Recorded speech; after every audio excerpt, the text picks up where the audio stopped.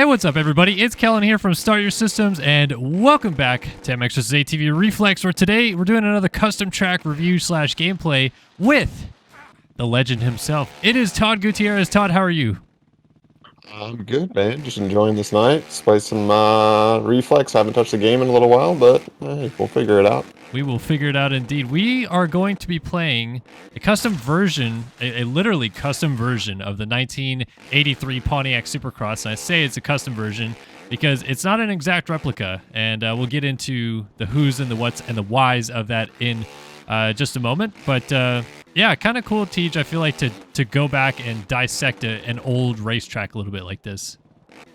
Yeah, especially something as unique as like a Pontiac. Like we don't. It's something that we don't see often. Sure, we've had it in Monster Cups and maybe some Vegas Supercrosses where they go up into the crowd and in stands, but this was like an every year thing. This is what they did. So I don't know. I really wish that tracks would still do this this day and age, but yeah.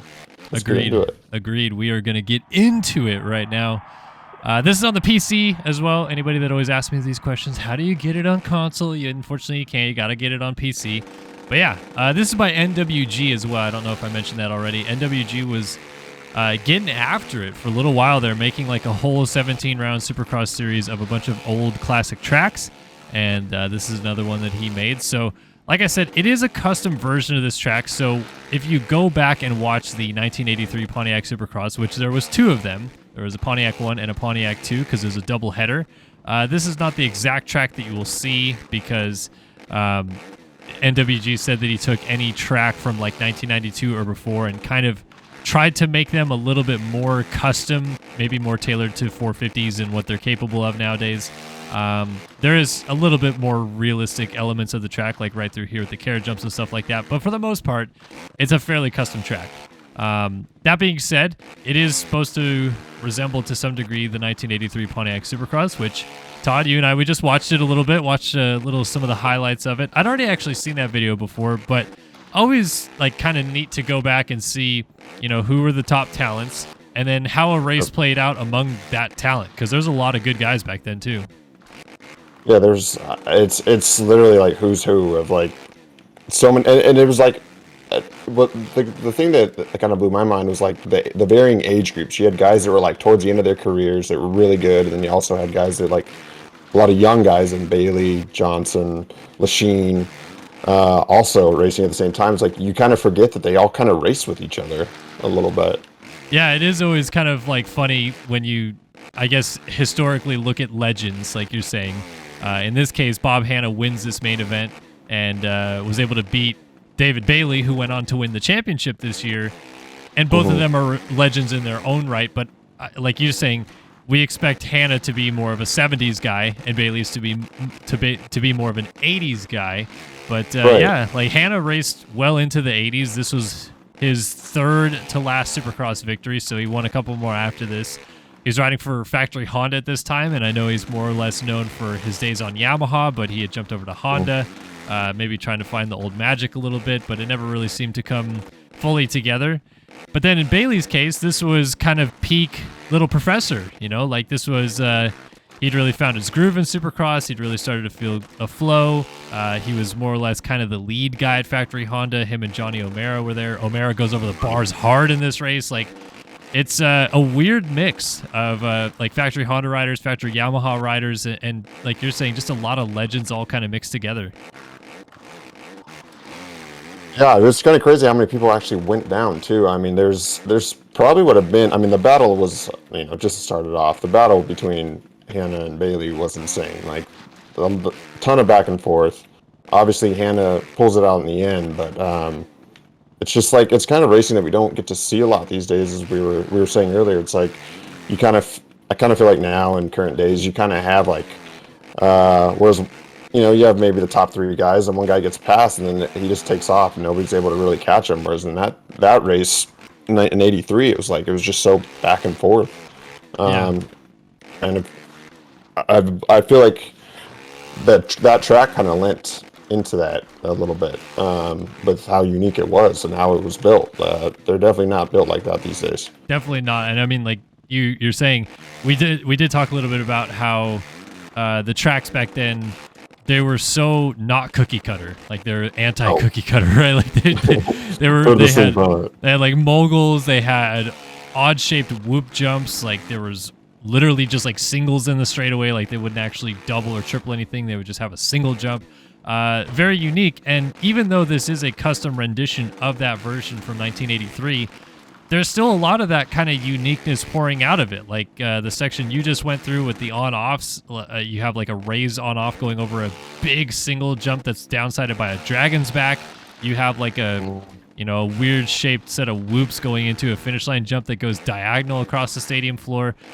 Of course, the key feature of any Pontiac Supercross was them always going up into the grandstands. Like it's just like classic Pontiac. But even if you take that grandstand away, which they didn't even use in this 1983 Pontiac race back then, the actual design of this track, very unique. A lot of diagonals, a lot of oddly shaped jumps, and really just kind of a strange track design. Yeah, I like the use of Dragon's backs. That's always been one of my favorite features, like in Supercross. I feel like that, I don't know if it's for health sake for the riders, but I feel like that feature's starting to go away a lot more. We don't see a whole lot of it, especially like jumping and landing into Dragon's backs, like backwards Dragon's backs. That just doesn't happen anymore, and I kind of miss it. I feel like Supercross, as you said, and everybody kind of, I guess, understands it's cookie cutter, and I get why. It kind of becomes a safety thing too, but I miss the days when riders were able to kind of get unique and use their own style to maybe do a line that nobody else is doing. Agreed, yeah. And another thing that, we have to kind of compare about this track as well, even though NWG did beef it up a little bit to kind of tailor to the 450s, if you go back and watch this race and what they were, I guess, not able to do on 250 two-strokes back in the day, it's a little bit mind-blowing. And it's not that David Bailey and Bob Hanna and Brock Glover and all these guys are bad riders. The machinery that they were on was not really quite capable of doing some things that we're seeing nowadays out of guys. And because the tracks are so cookie-cutter, it created a lot of, like the finish line jump was in a straightaway, like there wasn't even like big jumps. They just went over like rollers. Literally like two rollers, yeah. Yeah, they're just two rollers, and then the finish line is just in a straightaway, and he just takes the checkered flag and moves on. And a lot of whoops, and the whoops are, nowadays I feel like the whoops are almost built to a spec. Yes, like occasionally they'll be a little bit further apart, or a little bit closer together, a little bit taller, shorter, whatever. But back then, one whoop section was like literally a jumping rhythm section. The other whoop section was like jumping the entire whoop section or blitzing them. Like it was such a weird mix of how to go fast on these racetracks back then. It was really interesting to watch. Yeah, it kept the riders on their toes. They could never really catch a breath. We saw, I think in that race where Hanna kind of almost lost it, going through. I think it was that finish section we were just talking about, and then into like an outside rut and a berm, and it was like something that seems so easy nowadays, but back then with how the spacing was and how like odd and unevenly spaced things were, it's like, yeah, it's something so small nowadays of like these little roller doubles seems so easy, but back then it was like the track broke down pretty quickly, and with them not being robots and consistently hitting everything the same, like the smallest thing could catch these guys off guard. So yeah, it's it definitely created a very unique brand of racing that we kind of haven't really seen since the 80s. I feel like since they more moved to a more rhythmic approach with Supercross and like rhythm sections and stuff like that. Back then it was like watching almost an Enduro cross. Nowadays it's like there's actual connecting of lines and a real flow to it. Yeah, we've had hints of it.